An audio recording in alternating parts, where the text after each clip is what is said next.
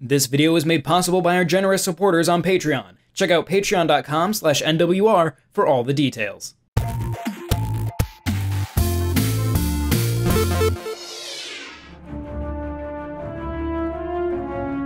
"2002 was a crucial year in the lifespan of the Nintendo GameCube.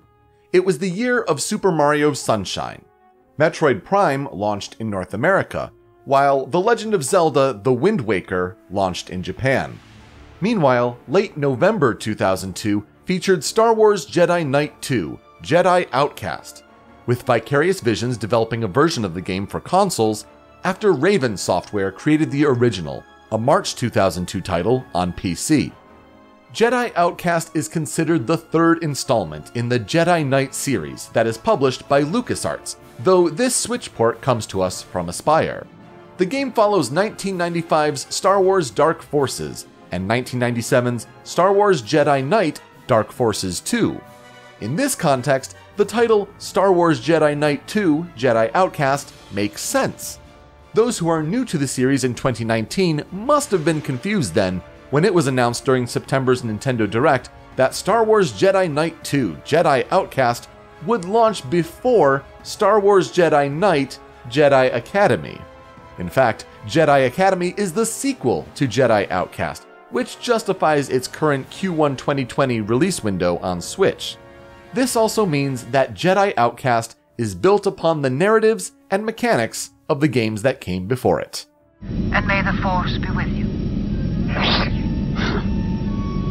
So much for the Blue Milk Run. Star Wars Jedi Knight 2: Jedi Outcast begins as a first-person shooter, before changing to a third-person action-adventure game once new abilities are unlocked.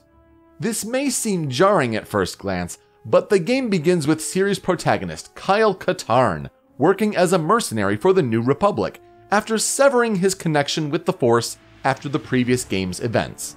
It has been 8 years after Return of the Jedi in the timeline of the Star Wars Extended Universe, and Kyle only begins his journey with a variety of blasters at his disposal, until the plot's events necessitate the relearning of the lightsaber and Jedi abilities.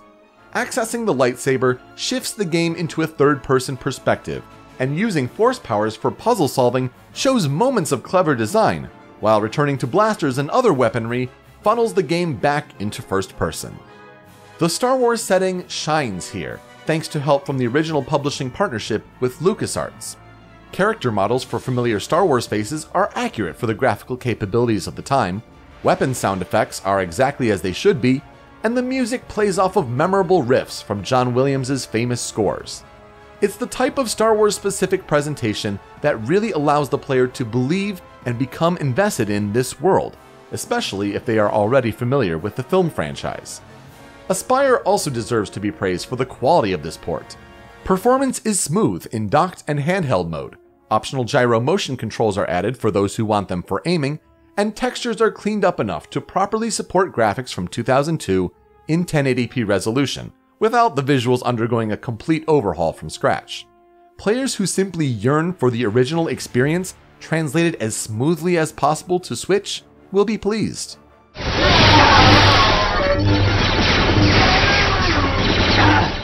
While the accuracy of the original experience may be intact, those who are looking to jump into Jedi Outcast for the first time in 2019 should be warned that this game's age shows in plenty of unsatisfying ways.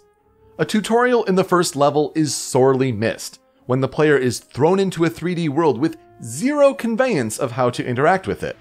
What is a biotech Bacta canister, or that glowing green object in the room? It's 2002 game design, so you figure it out.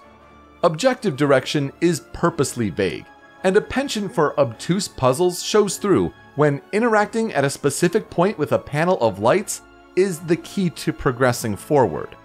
The lack of a minimap on the heads-up display, or even the lack of a map on a pause screen, is completely baffling for a game with vast 3D environments. Managing a health and armor system with item pickups in the world adds a manufactured trial and error difficulty when an enemy could be around the corner at any moment. It may be a player's preference to experience games how they used to be, but it also should be considered that most modern games have strayed away from these design decisions for a variety of reasons. To go with this, the gameplay experience unfortunately leaves much to be desired for those that have become accustomed to conventional shooters and action-adventure games. Kyle Katarn controls very loosely as he slides around the world and repeats the same vocal grunt after every jump input during forced platforming segments. For a game that wants to initially establish itself as a first-person shooter, the aiming of blasters and the overall hitbox detection on enemies is maddeningly inconsistent, which only highlights the infancy of the genre on consoles after the refinement of 2001's Halo Combat Evolved. Even after Jedi powers are introduced with a clever level of learning through puzzles, the game immediately throws the player into a stage littered with enemies firing sniper rifles.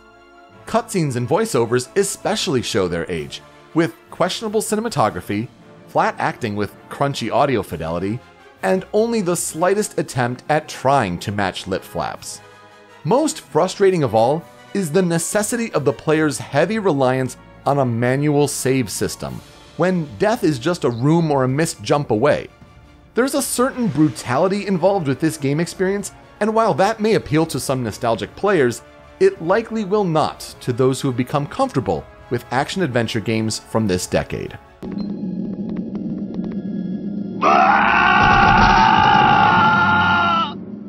I can certainly appreciate what Star Wars Jedi Knight 2 Jedi Outcast tried to accomplish at the time in 2002. After the appearance of Attack of the Clones in movie theaters earlier that year, the adventures of Kyle Katarn continued in the medium of video games. For those who are looking to recapture their memories of playing the original game just as it was, the Switch version is a fine means of relishing in that.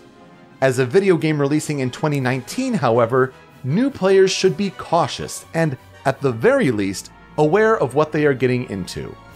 Players who are familiar with the mechanics could complete the campaign in about 12 hours, while several to many more hours will be added for those who are new.